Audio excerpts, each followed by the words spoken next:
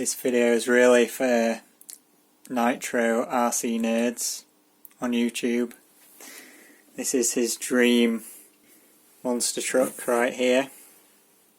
Got the Hobao Hyper MT, and it has all of his top features which he loves, which is plastic shock towers with the shock on one side, not both sides, just the one side, so when the shock over compresses, the tower bends back and hits things. Although I would say these towers probably wouldn't hit anything, because they are quite far away from the exhaust manifold at the back here, and yeah, I don't know whether they've actually got enough flex to hit it, or maybe they would, I don't know. Anyway, got the plastic shock towers. I know he liked the aluminium ones on his Savage. We obviously have his favourite thing in the world, which is an LRP engine. Now I know he doesn't have anything against LRP engines as such, but you know.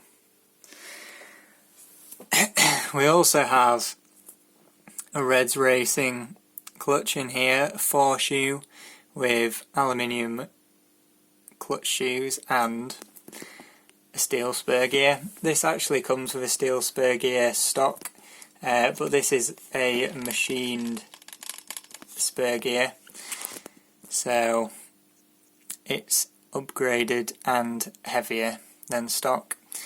It's also got the reverse on it as well, and obviously he loves nitros going backwards, as he did with his Hyper 7, driving backwards, yeah, which is done by a separate servo. What else have we got on here? A stock pipe, completely standard. This is the one that came with the stock engine. I don't know what he'll make of that, really, to be honest. And yeah, tuning wise, if you go and look at my videos and you look at these needle settings here, it's definitely not what you would call tuned. It's actually, this runs terribly. A lot of people have said to replace the carb, and I have ordered a NOVAROSSI carburetor from Italy, and it's taking 500 years to come, so that's why I'm doing this video, in between doing other stuff. So, what else have we got? I've got a Wheelie Bar, which this truck has only ever used once when running out of fuel, when it was actually lean enough without stuttering to pull a wheelie. I do have a video of that, I believe, or at least a picture of it somewhere. But yeah, it doesn't really get used, the Wheelie Bar, because despite having a LRP engine and a aluminium clutch, the truck doesn't wheelie, possibly because of the tune, possibly because of the carburetor. A lot of people say you can't tune this with this carburetor. Even people who post, I don't know, actual videos who aren't just talking rubbish. Yeah, also we've got a completely stock throttle and brake servo. This it is pretty high torque, but it's not very fast, although he will like the fact that I have got a faster servo on the steering. Got a 27 kg on the steering, which is faster than 36, and then all the 36 does is go from forward to reverse. We also have a steel brake disc rather than a fibre one, which we know he loves, although that is quite a large diameter. And we've also got a chassis brace, which I bought before I bent the TVPs, and the engine plate is a non-CNC version as well. Anyway, oh yeah, the engine's not really mounted in here properly. We have some little blocks of aluminium on top of or underneath the engine mounts, because this pull start is smaller, or taller rather, than the stock pull start, so it rubs on the chassis otherwise and it doesn't mount up properly. So it is almost impossible to set the gear mesh. My exhaust hanger here is made out of a very stiff coat hanger, and this is actually a lot better than the coat hanger that he showed to use in his older videos. Maybe uses a better solution. But yeah, there we go on that. And we haven't got any tie rod eliminator mod at the back of the Hyper MT, despite people having problems with these things sometimes. I don't know. This is the idle gap. Is it a millimetre? I don't know. The idle's pretty high, I have to say. So you can go back and watch whatever the last video I did actually running this car was. I had a lot of issues with the drive shafts more than anything else actually. So the engine was kind of secondary to those problems. I was more bothered about the drive shafts breaking every single run rather than getting the engine tuned, which is a bit annoying really.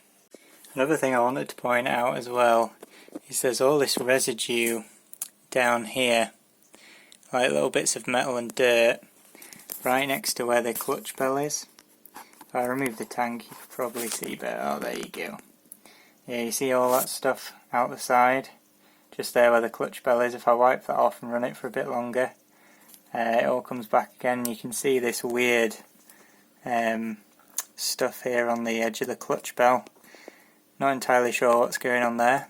I'll give you a look at my clutch settings so you can see. There's a bit of rust on the back of that spur gear as well, I've just noticed there. So there you go, you can get a better look at the debris now I've got the engine out. Engine has been left at bottom dead centre, you can see the piston inside there. Just so you know, I've taken the engine out the top so I don't have to change the mesh. If you have one of these MIP screwdrivers with a ball ends, or any screwdriver with a ball end, doesn't really matter what brand it is as long as it can undo the screw sufficiently. So, that's one of the bolts out. So, you can see there, the bottom of the engine is a little bit wet, just there. Going to take the clutch and flywheel and all that off. Let's have a look around this carb. I'm doing a bit of inspection here.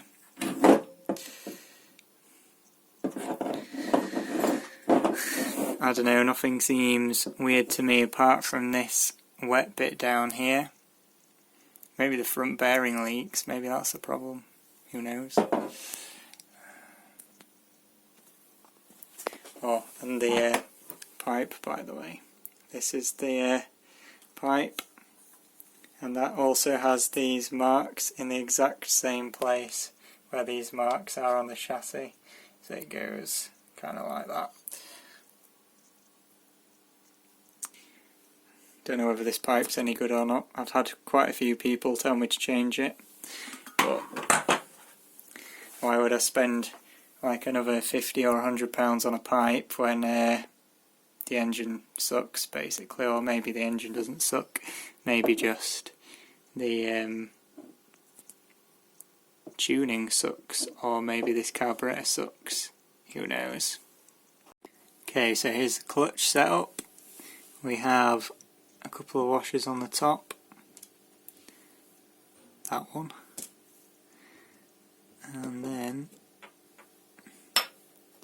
there's another one on top of there as well. Yeah, there is. Then with the bearings, and I think there's one on the back as well. You can see the inside of the clutch bell. Definitely some marks in there.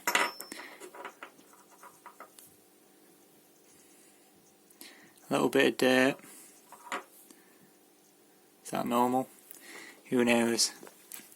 And this is what the clutch shoes look like.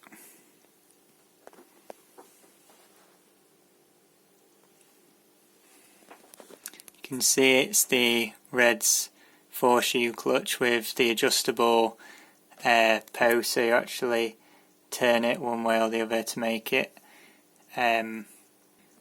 catch at a higher or lower RPM. I think the L's the lowest RPM, medium's medium, and H is high RPM, as far as I know anyway. So these are obviously aluminium shoes, and you can see kind of how much they've worn there. Now I don't know if this is the right clutch setting for this truck. I haven't really tried any others. I've only ever run it on this, glow plug is an OS8. I think that's a hot plug. Got the piston tool in. That's just to block the piston from going up. I'm going to take the clutch off. So I've got the clutch nut off. Just used the grips rather than the piston stopping tool. I think it's piston stopping tool to put it on, not take it off. But I ain't done this for a while. So now somehow I need to get this off. And it shouldn't be thread locked on, but I did put a bit of thread lock on the inside of here so that this didn't come loose. So I'll just get this clutch off and then we'll have a look behind it. Discovered this amazing piece of equipment that I had called a flywheel puller, so I'm going to use that to pull it off. There it is. You can see the inside and the back of that is completely wet, which I'm guessing it's not supposed to be like that. Doesn't look too good to me. So yeah, it's not ideal, is it really? And then the bit down here is also all wet. So I'm guessing that bit's not sealed, which probably isn't helping. Take the colour off as well. I think there's a washer there as well. Not entirely sure whether that's the bearing or a washer. Who knows? Anyway, there you go, that's my clutch setup. That's my setup on my Hyper MT. What do we think? Do I need to move this to the medium setting maybe? Does it need new shoes? I don't think it needs new shoes. I wouldn't say they're fully worn out yet. It's had about, I don't know, maybe 5-10 litres through it. My fuel comes in litres, not gallons. But yeah, that's pretty wet. Not sure why that is. Amazing quality LRP engine.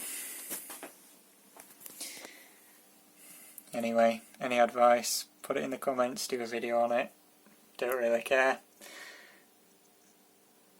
That'll be it for this one. Goodbye.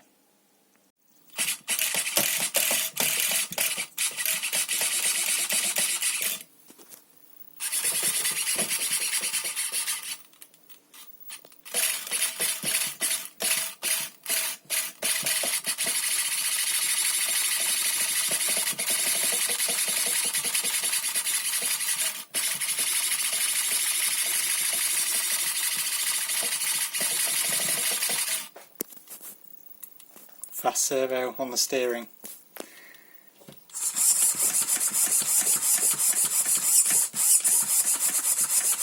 Slow servo on the throttle and brake.